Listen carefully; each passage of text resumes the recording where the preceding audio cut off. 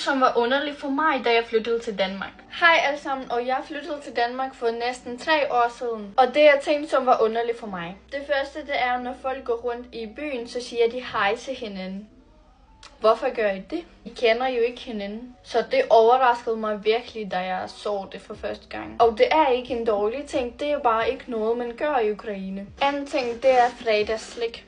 Hvad? Hvorfor får I slik hver fredag? Det gør man altså overhovedet ikke i Ukraine. Der var ikke engang nogen, der spurgte mig, om jeg får fredagsslik. Så stod jeg bare sådan, og vidste ikke, hvad det var. Og så spurgte jeg også, om hvorfor får de ikke slik hver dag så. Men de sagde, at de får det også. Og det er bare på fredag, får man en slikpose. Det gør vi bare ikke. Tredje ting, det er, at folk siger næsten ikke prusit. Altså sådan, prusit.